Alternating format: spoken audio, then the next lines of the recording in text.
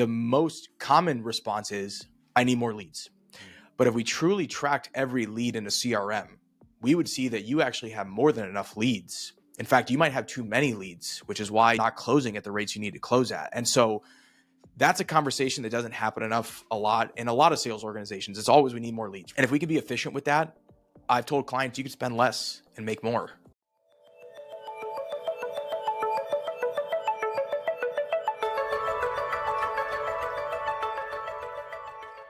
Hey, law firm owners, welcome to the Your Practice Mastered podcast. We're your hosts. I'm MPS. And I'm Richard James. MPS, I think you got an important disclaimer you need to cover before we go any further. Yeah, look, if you guys like this content, make sure you hit that subscribe or follow button depending on wherever you're listening or watching, and we promise to give you some valuable insight just like today. So, Rich, why don't you let us in on some insight with our guest for today? We're here with Elliot, and Elliot's with Empirical 360. He and his brother founded this company. We found each other a few years ago, maybe the beginning at COVID, and we started to have a conversation. And then the other day, we hit each other up and we're like, we should really revisit the conversation. And you and me and Elliot jumped on a call together. And what we instantly recognized is that we are aligned in the way that we think about what law firms really should be producing.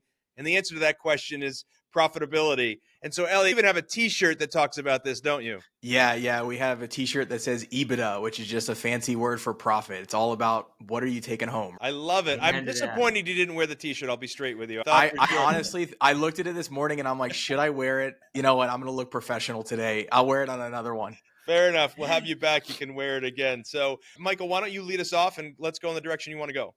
Yeah, absolutely. I'm excited to talk about that topic today because it's something we don't often see from marketing agencies. So it's nice and refreshing to see a marketing agency that takes a different approach and perspective to this. But I want to give the listener, Elliot, an opportunity to learn a little bit more about who you are. What's something that maybe not everybody knows about you? Not something everybody knows. Business related or not business related? Whatever you'd like. I'm a black belt in Jiu-Jitsu, and so that's always fun. I'm very achy, so if you see me cracking my neck on this call, that's why. So that's an unknown, I guess. That's cool. All right, so you would have us tap out. I get it. I understand. I tried Jiu-Jitsu once. It is a whole different style of martial arts. And yeah. Michael, I think you tried, if I'm not mistaken, you and Justin, your brother, went to it. Wasn't it that football player in Phoenix? Was it Westbrook? Was that his name? Yeah, Westbrook. And he was a jiu-jitsu master, and you guys took his lessons. I don't know. What did you think about it? It's tough. I think it's super valuable. It's fun to learn, but it's tough. Yeah. It's probably one of the toughest out of all of them, in my opinion. It's tough, and it's cool because in jiu-jitsu, you get humbled like business. You get beat up for the first couple of years like business. And so if you can grind through either of those two things, you can hopefully come out the other end is usually how it goes. So there's a lot of parallels there, and you feel it a lot in jiu-jitsu because you're literally getting beat up. In business, it's not as bad. Emotionally, it's tough, but it's just a fun experience to see the parallels. Yeah, so I love that because it is a great parallel for that person, that law firm owner that's listening right now, that's maybe either they're sitting there doing $500 to $1 million and they're not profitable, and they're like, we got their ears to perk up because we talked about profitability. Or maybe they're just trying to figure out how to get started, and they're at the end of a 75-hour string on the week, and they're just picked up this video by seeing an ad on Facebook or something. They jump to the podcast, and here they're giving it a listen. And the message to them is, the good news is if you keep up with the grind, there is a payoff at the end, right? The other thing I think is a great lesson from jiu-jitsu, although I'm not an expert by any means, but tell me if I'm wrong, jiu-jitsu is about leverage. Am I right? It doesn't matter your size necessarily. It's all about leverage. Is that correct? Exactly. You get humbled in there just like you do in business, and you walk in, and when the 100-pound girl beats you and you're a 200-pound guy, you're like, how is this possible? Right. And they're outmaneuvering with technique, just like a small law firm can outmaneuver a big law firm with the right technique. So there's so many cool parallels. And unless you're like into jiu-jitsu, you can't talk about it too much. You're like, you're weird. But yeah, absolutely. The leverage is a huge component, the technique and leverage. I love it. That's a great example because we're all about leverage around here. MPS? Oh, we're all about leverage, finding those levers and leveraging those levers and then using that to make some magic happen. Elliot, I'm curious, talk us through the journey a little bit. How'd you get started with Empirical 360 and how law firm owners? Yeah. Eric, my brother, he's a co-founder. He was the marketing director at 18 years old at a car warranty call center. So all those annoying calls you get, that was probably us. And he built out the Google Ads program there, and we got to spending around $1 million a month in Google Ads. So we learned really fast with a lot of money, and we made every mistake you could make until we didn't make as many. But what was cool is we got to experience the dynamic between sales and marketing and how tiny adjustments on your dial rate or your connection rate could have massive impacts on the profitability of the business. And that was actually our first run-in with Profitability. That company sold products that we were like, guys, the rates here don't make a lot of sense, but we were young, so they didn't take us seriously, which was fine. Time told us that you got to really pay attention to those profitability things, or don't chase the quick cash if it doesn't make sense long-term. And so that spun off into us doing insurance marketing because we were working with call centers, which led into medical. We had some lawyer clients in the beginning that were always good clients, but we didn't pay attention to them. Should this be our niche? And then a few years in, we were like, you know what? Lawyers seem to be the best. They have the ambition of an insurance agent with the professionalism of a doctor or a spine surgeon, which is who we used to work with. And we were like, Dad, these are cool people. And everybody's like, what? You work with lawyers? I'm like, they're the nicest, coolest people typically. Go work with a surgeon and then we'll talk. But that just led us to going all in on attorneys. And we never looked back, honestly. COVID ramped that up a lot. We had a lot of success with family law firms and litigation firms and bankruptcy firms during that period. It was just, you guys know, it exploded during COVID for a lot of firms. Some firms, unfortunately, it didn't, but a lot of firms it did. And we were lucky enough to ride that wave. So one thing led to another. Yeah. Practice area specific is a very important conversation. We have all of our clients raise their hand and say, my business is not different than yours, because fundamentally the moving parts are the same. But there are some macroeconomics that did affect practice areas, and family law went up and bankruptcy because the government said, you don't have to pay your bills, you don't have to pay your debts, you don't have to pay your student loans. People got a lot of reprieve. And oh, by the way, they mailed them checks. So people got free money.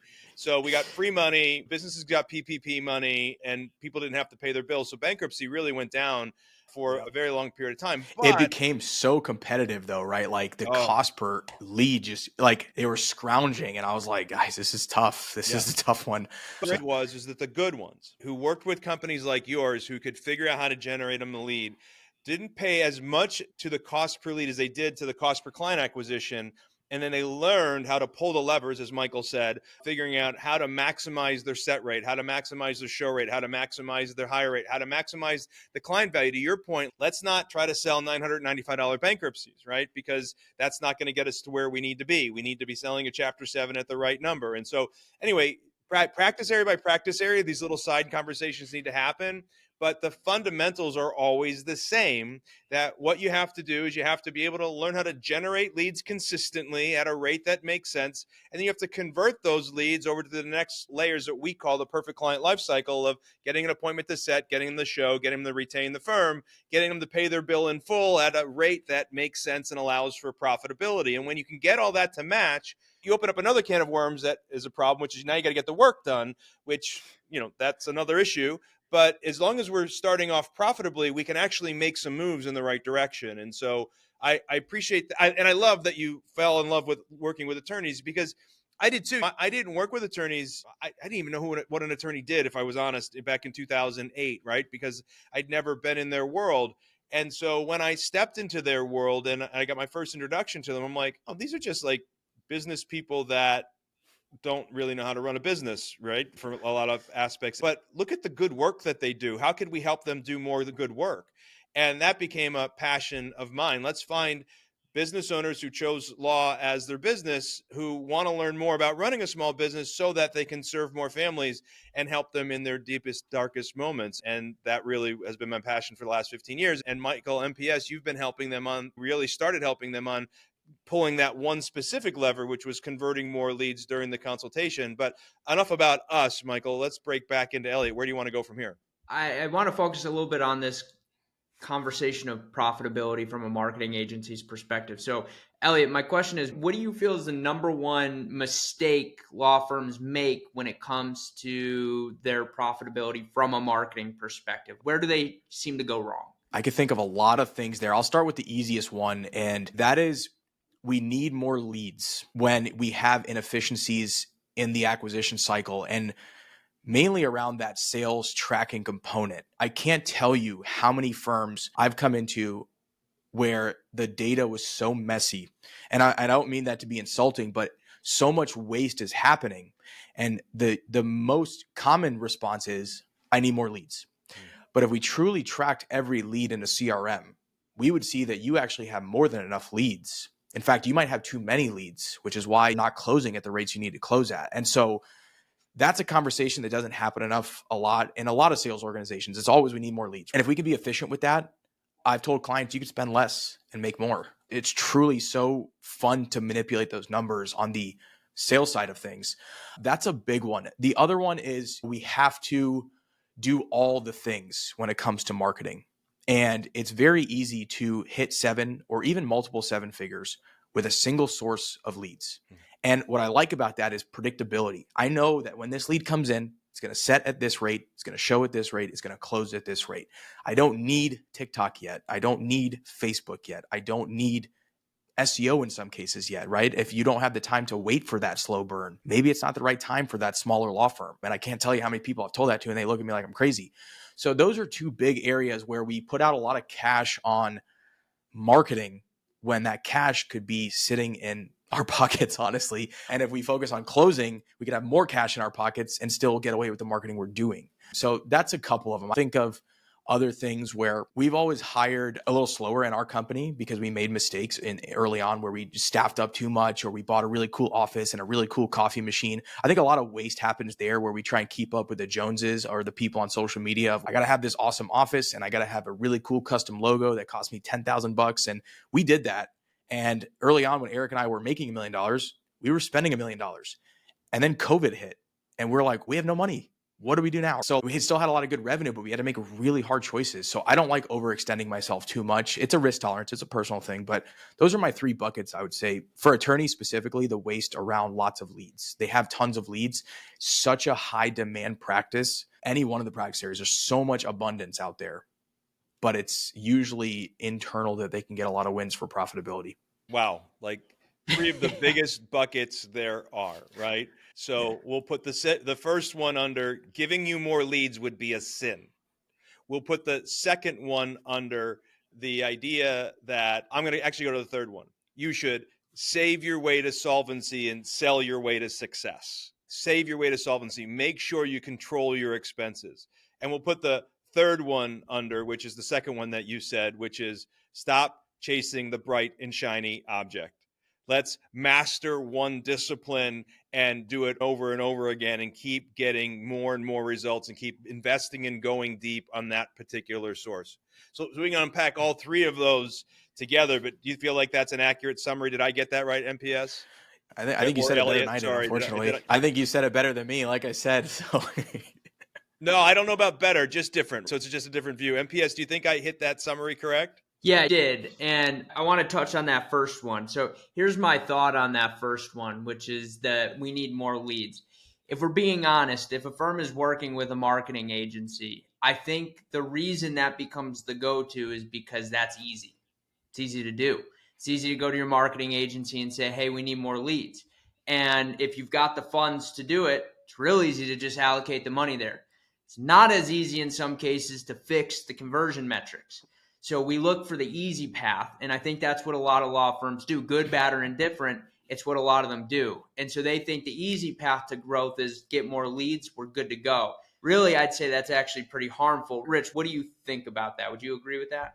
Oh, yeah. Adjusting for easy is like the name of the game for a lot of people. Now let's take some of them off the hook because running a business is hard. Running a law firm sometimes feels impossible.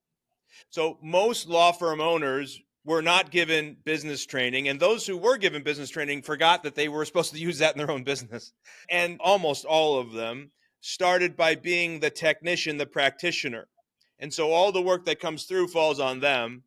And then they have to deal with the opposing counsel, the judge or the trustee or whatever court system that they're in. They got to deal with the clients and all the communication and demands the clients have while they're panicking through these difficult situations. So just save a drowning person, right? They're fighting you the whole way.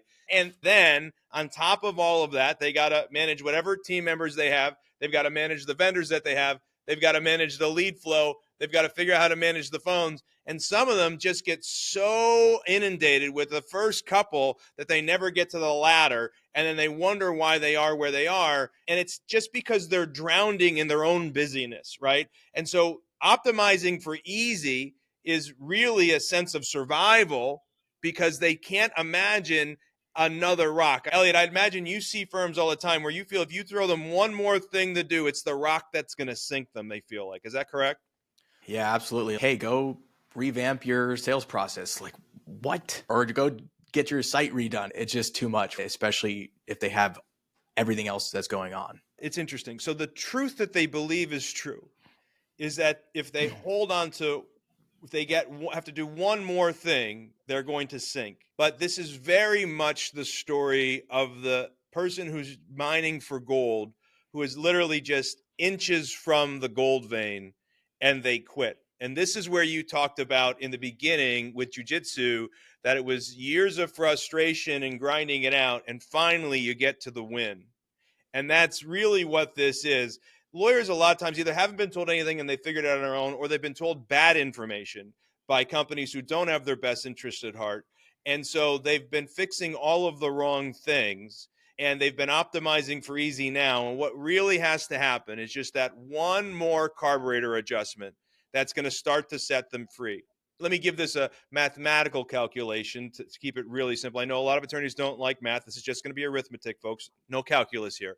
So generally speaking, when you have a firm that's converting leads into clients, if you just looked at it macroly and you said, okay, I get X number of qualified leads and I get Y number of clients. If I just divide the number of clients by the number of leads, I get a percentage. Many firms who are just in the business of buying more leads are converting less than 10% of those leads into paying clients. Would you agree with that, Elliot? Yep. Now, I don't know if you have a healthy number. What in your mind is a healthy number of percentage of leads you'd like to see them convert into clients, percentage of qualified leads you'd like to see them convert into clients? Yeah. So for qualified, I have a better answer for just overall lead flow, because that's what I'll visualize a lot for clients. But if it can be in most practice areas, just 10%, which I believe is a easy to hit number. Think about just 10 people walking into your office and saying, hey, I want your help. Can you close one of those? Right. That will lead to very high amounts of profitability. You're talking typically 10x return on your media spend. If you throw in organic sources in there, it can be significantly higher. And that's on lower case values typically reported, because some of these things can be worth quite a bit of money. So 10% is the bare minimum to insane success. You'll have other problems. Like you said, if you're doing that, you'll have other problems. Yeah. And so I don't disagree with you. I think it does depend on case value and practice area and things of that nature. But let's say 10% is the bare minimum. I will tell you, Michael, what is the highest that you've seen as percentage of overall lead flow conversion when you get it? I've seen upwards of 30 to 40% in some cases. That's fully optimized. That's getting it right. And as you just said, Elliot, if 10% is a good threshold, 30 to 40% is exceptional, right? Yeah. I've seen a firm do that, one firm in particular, and got to 8 figures insanely fast. It's truly, and it always sounds pie in the sky, but it's a money printer if you can close at 20 and 30%. I've seen a handful of firms do it, and they're just exceptional. Yeah, that's our goal. Michael's goal has always been, can we get you in the 20s, right? So yeah, it's amazing. We put 15 as our bottom line threshold. You have 10. I can make it work at 10 depending, but 15, I can make it work for everybody. 20 really starts to hum. Some get to 25, few get to 30, 30 plus. And there's a lot of factors there. But look, if I go all the way back to the firm that I built in 2009, 10, 11, 12, 60% of the gross sales that we received came from people who originally said, no, I don't want to set an appointment. No, I don't want to show to appointment. No, I don't want to hire. 60% of our sales came from people who originally said no. So if I was to give a firm one fix, like, yeah, there's lots of things to fix in the sales funnel. I would say to them is, how about we just fix your follow-up? Just fix your follow up with the leads that aren't converting right now. Let's put some sort of system in place. We know there are lots of them available to us. We have mail, direct mail, email, text messaging, phone calls, right? We have multiple ways to fix our follow-up, Facebook or social media messaging and things of that nature. But let's pick one and get really good at it and just start to fix the follow-up. Elliot, if your firms that you worked with just fix their follow-up, if nothing else, fix their follow-up, do you think that they would see an improvement in their overall lead conversion? Absolutely. That's usually that's low-hanging fruit. And to me, when that does happen, because I've seen it happen after we just said, hey, just go follow up, it could be double the sales. Correct. And if you just think about that from any firm, if you could just truly double by adding some process around that, it's crazy. And people always think it's exaggerated because we see so much clickbait, like double your firm, quadruple your firm. So we get sensitive or numb to that. But literally just following up with leads could double your business. And I've seen it happen time and time again. One of our EAY finalists that we'll be interviewing in a couple of weeks, Michael, James Housen, he was filing 5 cases a month in 2021. He's filed 45 cases last month. Think about that. That's a 9-bagger, right? We're 9 times the size we were just 3 years ago. We don't get credit for that. He gets credit for that. But Michael, you would point to something else that worked in his firm that you think was the main key objective. What would that have been for you? Not I think, I know, because he told us. And that was his non-attorney salesperson. He fixed his sales. He had an okay set rate. He had an okay show rate at the time, but hire rate wasn't great. And there were lots and lots of reasons for that. But he decided to take the leap, bring in a non-attorney salesperson, make sure that non-attorney salesperson was getting consistent training and had a structure to follow when they got in. And that non-attorney salesperson is now closing in the upwards of 80% and above for him. And since that's happened, the only thing they're capped by now is the ability to get people in quicker because appointments are booking up. So they're looking to bring in another non-attorney salesperson, right? So capacity. And so that's their only big cap at the moment. And so that was the pivotal point for them. That's what allowed them, going back to levers, that's the lever that they were able to pull, literally skyrocket growth. You talk about 9-bagger. Yeah, it was a 9-bagger in new clients. If you look at revenue, it was even more than a 9-bagger because they learned not only how to increase their hire rate, but they learned how to increase their case values while doing it. And yeah, that's a fun story. Yeah. So Elliot, if you get somebody go from 30% close rate, maybe I don't know what it was, to an 80% close rate, and they go from a case value where they are now and double their case value, what does that do to profitability? Oh my gosh. If you think about it, so this is the fun part with that story, right? Let's just say he had a cost of acquisition of $1,000. Everything on top of that, let's say you're spending $10,000. Let's say you're spending $1,000 a month on marketing because you keep it just simple. Everything that you get by just optimizing, that cost of acquisition stays the same. And now for each client, it gets way lower. So maybe you had $1,000 cost of acquisition, got 1 client, but now you're getting 9. Right. Now your cost of acquisition is $100. The rest of that goes into your pocket, right? And then you increase your price, and then that goes in your pocket. So like the levers, those are 2 just small levers, right? Non-attorney salesperson, increase price. Yeah. Potentially, I don't know the math, 5x in his pocket. Who knows? So here's the thing. So then we go to them, Michael and I all go to them. Okay, you fixed all this. Now go back to Elliot and his brother. They say, oh, we want to grow. Okay, now go back to Elliot and his brother and tell him instead of spending $1,000, you want to spend $5,000 or invest $5,000 a month, right? Because now you've got a system that could manage the machine that could manage converting those leads, and you guys will have all the confidence in saying, yeah, you're right. You do need more leads, right? You want to take over the world? Let's go. That's the power of this. And by the way, Michael, what was interesting is I said James Housen, he deserves credit, but it just hit me as you were saying it. Like Katanga Wright, she's another EAY finalist. Number one thing that she spouted off that made her difference in conversion was non-attorney salesperson. Will and Kelly Grafton, another finalist, they were your very first client to hire a non-attorney salesperson, and you're the one who ran their non-attorney sales room in the beginning, and now they just got their most recent non-attorney salesperson, and again, converting at 8 out of 10, like 80% close rate. Jonathan Breeden, family law, he just started using non-attorney salespeople as well, took the leap, and he's touting that as a secret to the sauce. So what's the common thread in this? Non-attorney salespeople, right? I don't mean to be on my high horse about this, but every firm we see that willing to use a non-attorney salesperson, they close at such better rates than firms that use attorney salespeople. Is that right, Michael? They kick their tails. Really not in comparison. Look, I always say, can you make attorney salespeople work? Yeah, you can make it work. Are you going to make it work as good as non-attorney salespeople? Absolutely not. I've done it too many times. And so non-attorney salespeople just significantly outperform. And yeah, it's been exciting to watch. And then the good news is, and you just unlocked the recipe there, is you will get to a point where getting you more leads is not a sin. It actually makes all the sense in the world.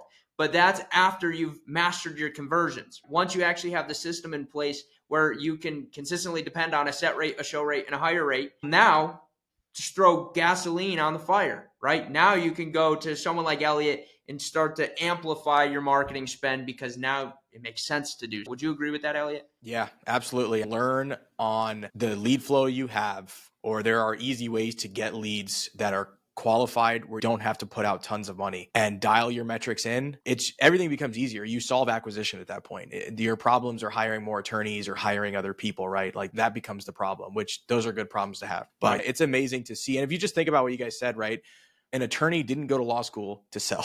They don't like it unless they do, in which case they're like a unicorn. Usually the founders can do it because it's their business and they have to. Right.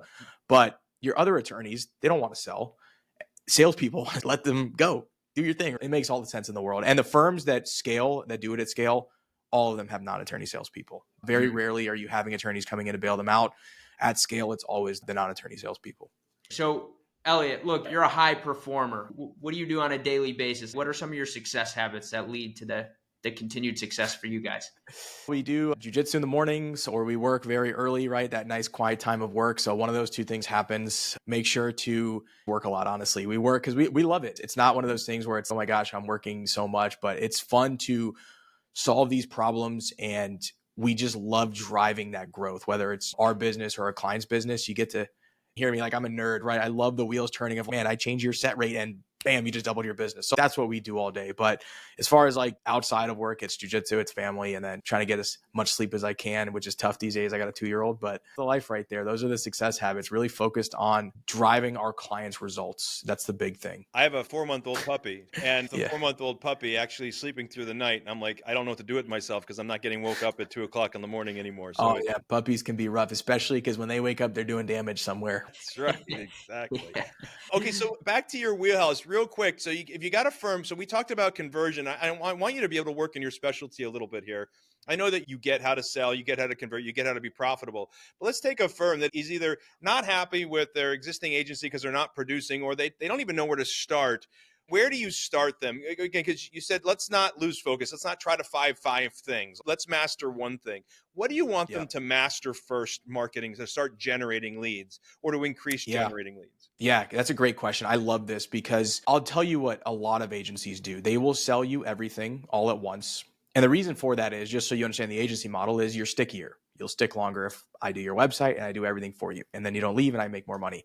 And then I'll sell you SEO because that's a slower burn and you got to stay for 12 months. And the problem is that costs a lot of money. And so you spend all of your budget on the service and not the results.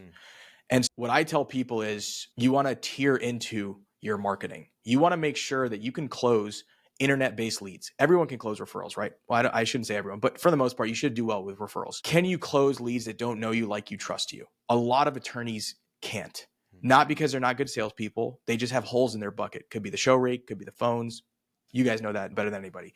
So what I tell people to do, if they're not ready to take that plunge and learn by paying an agency, the easiest way to do that is with local service ads. And so you don't need to pay an agency for local service ads. There are like 3 nuances when you set that thing up. It takes 10 minutes, dispute leads, check off the right practice areas, answer your phone calls, right? Otherwise Google dings you. You need reviews. That's it. Very simple. 10 minutes to get leads from Google. And the way that Google, the reason they did this, just for some background, is agencies would set up Google ads or Google people would set up Google ads and you would just get put through the ringer. They would never work because there's so many nuances in Google ads, right? I've spent 60 million on Google ads. It's not just something, let's go in here, click a few buttons, we get leads. So they invented this entry-level product to get results so that when you're ready, you go spend money on Google ads. That's how Google monetizes. So local service ads was the answer to how can we have a non-agency set up a successful Google campaign. So what I tell lawyers is go set that up. When you close those leads, you can close any lead that comes from Google, SEO, pay-per-click, and then you can scale to multiple 7 figures on just that alone. So what I would tell people is if you're looking to get leads, that's the easiest way to do it. Hopefully that answered your question. What's the quickest way or what's the easiest way? But that's one of the things is get leads. You don't need too many of them. Get your feet wet, dip your toes in the Google waters. And then when you're having success, next level. Yeah, no, I think that was perfect. I call it the puppy training method. I've got a puppy now, so I'm using a lot of puppy Yeah. analogies. But the puppy training method is you train your puppy on the 5 basic skills, and you don't go to the harder skill until you master the easier skill. So you train them, and they have to do the easier skill 5 times in a row before you go to the next skill. And when you go to the next skill, if they get it 3 times or less, you got to go back down to the basic skill before you go Yeah. back up again. And so that's just what you're talking about here, not comparing attorneys or law firm owners to puppies, but we are basically saying we have to master the basics, master the fundamentals, get that one skill set done. And that the first place for you to start was with LSAs because they're simple to set up. They're going to start generating you leads that work, and you can learn to convert those at a very low investment rate before you move on to the next issue. Michael, anything you want to add to Yeah. that? No, I think that was well said. And I think that's probably, to your point, Elliot, the low hanging fruit, the easy place to start. And I also agree with what you said about if you can convert people that don't know and trust you yet, and you put the proper systems in place to convert those people, it's game over. At that point, it really Yeah. just comes down to how quickly you want to scale, because Yeah. then you've got the recipe. You've got the recipe down, and now you can move. I guess just what's got you excited? What's got you fired up today? Could be personal, could be business. So I would say that what's got me fired up, I would say that just diving into the more data-driven approach. So we've always been very data-driven, tracking our clients' numbers and just knowing that if you just do these simple things, you'll have success. It doesn't have to be complicated. And so back to your point, Rich, about these people who are like, what do I do? Like, why is this so hard? There really is a light at the end of the tunnel is if you just track your numbers and you systematically attack them, which is what we like to do with our clients, it becomes very simple and the noise starts to just zone out, right? What is the one thing we can fix this week that's going to move the needle? And for some firms, that can double your business, just the one thing. And so that's what I love doing. Literally, I had a call yesterday. This firm is already closing really well. They went from, to your point, last year, this time they had 14 cases a month. They went to 50 and they're crushing it. We're like, this is awesome. But then we look at their data and their set rate is like 25%. I'm like, you guys are making this up because you're good salespeople, not attorney salespeople, by the way. But if we just go listen to some of these calls, what can happen? And so we see what's happening. Balls are being dropped. Some of the answering services that they're using are not doing what they should be doing. And I'm like, this is a super easy fix. We get this to 50%, 60% because they do paid things. You just doubled and you already 5X'd. What does that look like? So that gets me excited. That gets me pumped up when I see those tiny changes that can make such a big impact, not only for the firm owner, the employees, that everybody touches. When you go see a firm in person, because we're all virtual and 50 people in the room that work at the firm, you're like, wow, this is pretty cool. Like that change just kept on those people. Some businesses can go out. It's stressful for some of these people. So that's what gets me excited, honestly. I love the numbers and I just love diving into them. You're speaking my language, brother. This is where we live. That's what we live and breathe. And any marketing agency that's willing to have this conversation with their clients and be able to take that honest look rather than go, you know what, I think you should just go buy this service from us where we can get you more leads because that's what you really need. And rather you look at their set rate and you go, hey, you're at 25%. Could you imagine if we can bump that to 50? What if they went to 70? What if they went to 80, right? What if they hit KPI, right? If you get to just the service level, 70, 80, forget it. It's so fun to watch, but yeah, it's a blast to see. This has been so much fun. If somebody wanted to learn more about Empirical 360, where would they go to do that? What's the best way for them to learn about you? Yeah, you could hit our site. You could go to YouTube, lots of videos talking about similar stuff like this. I think those are the two best places. So that would be where I start for sure. Awesome. Michael? Fantastic. Elliot, you guys are part of the rare few in the marketing agency field. So I appreciate you sharing your insight. Yes, absolutely. And to the law firm owners listening, thank you for taking the time to listen today. There was more than enough pieces of value to pull from today. So hopefully you were able to take something, but we appreciate you listening or watching. Make sure to hit that subscribe or follow button depending on where you listen or watch. We enjoy making this content. We do this for you. So if this isn't your first time listening or watching around here, just hit that button, hit like, and then also let Elliot know if you got any questions down below or show some love at the very least because this was super impactful. But Elliot, thank you for taking the time to be on today. Thanks a lot, guys. Thanks for having me. Yeah, I totally appreciate you. And for all of you listening, you got to think to yourself, which lever are you going to pull next? So go find your lever. And that's today's pod.